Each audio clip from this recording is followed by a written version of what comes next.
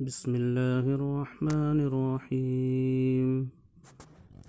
نحمدك يا خير مأمول وأكرم مسؤول على ما علمتنا من المناجاة المقبول، من قربات عند الله وصلوات الرسول.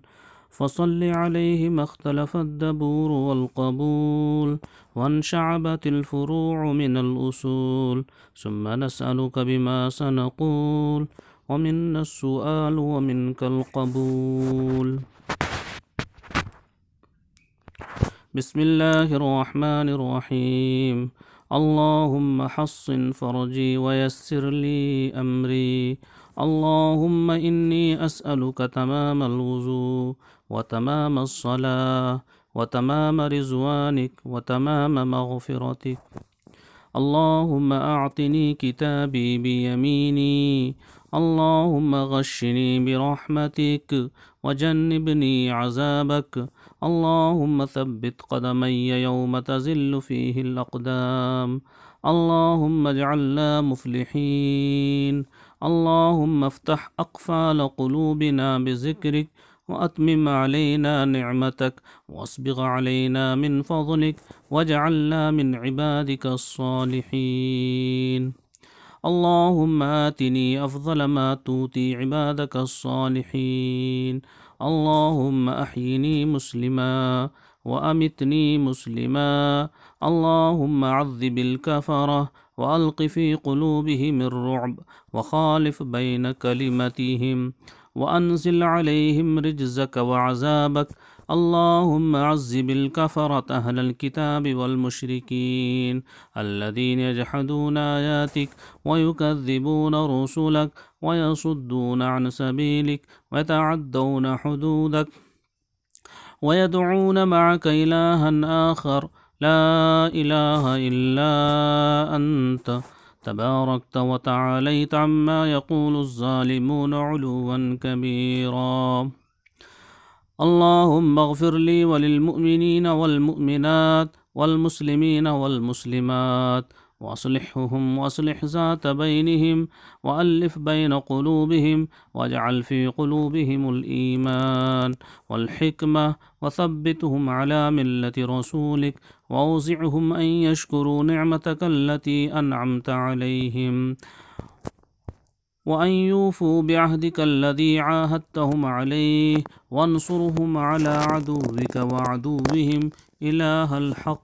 سبحانك لا إله غيرك. اغفر لي ذنبي واصلح لي عملي، إنك تغفر الذنوب لمن تشاء، وأنت الغفور الرحيم. يا غفار اغفر لي، يا تواب تب علي، يا رحمن ارحمني، يا عفو اعف عني، يا رؤوف ارأف بي.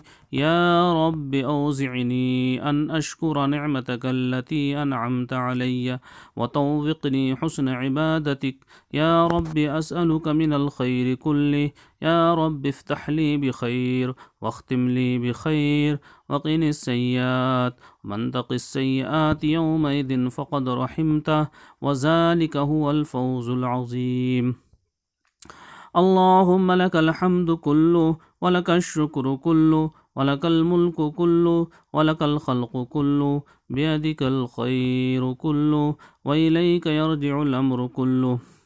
أسألك الخير كله وأعوذ بك من الشر كله. بسم الله الذي لا إله غيره. اللهم أذهب عني الهم والحزن. اللهم بحمدك إن صرفت وبذنبي اعترفت.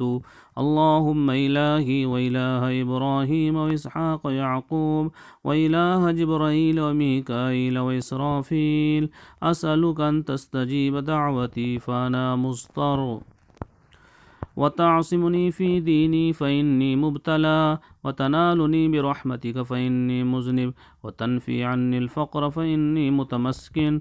اللهم إني أسألك بحق السائلين عليك، فإن للسائل عليك حقا، أيما عبد أو أمة من أهل البر والبحر تقبلت دعوتهم واستجبت دعاءهم، أن تشركنا في صالح ما يدعونك فيه، وأن تشركهم في صالح ما ندعوك فيه، وأن تعافينا وإياهم، وأن تقبل منا ومنهم، وأن تجاوز عنا وعنهم، فإننا آمنا بما أنزلت واتبعنا الرسول فاكتبنا مع الشاهدين. اللهم آت محمدا الوسيلة واجعل في المصطفين محبته، وفي الأعلين درجته، وفي المقربين ذكره. اللهم اهدني من عندك وأفز علي من فضلك، وأسبغ علي من رحمتك، وأنزل علي من بركاتك. اللهم اغفر لي وارحمني وتب علي إنك أنت التواب الرحيم. اللهم إني أسألك توفيق أهل الهدى، وأعمال أهل اليقين، ومناصحة أهل التوبة، وعزم أهل الصبر، وجد أهل الخشية، وطلب أهل الرغبة، وتعبد أهل الورع، وإرفان أهل العلم حتى ألقاك.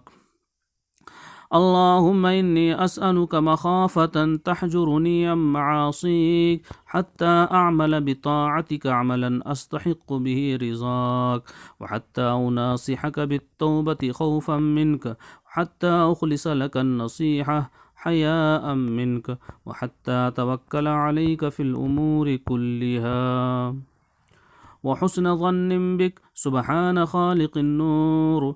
اللهم لا تهلكنا فجاءة، ولا تأخذنا بغتة، ولا تغفلنا عن حق ولا وصية. اللهم آنس وحشتي في قبري. اللهم ارحمني بالقرآن العظيم، واجعله لي إماما ونورا وهدى ورحمة. اللهم ذكرني منه ما نسيت، وعلمني منه ما جهلت، وارزقني تلاوته آناء الليل وآناء النهار، واجعله لي حجة يا رب العالمين.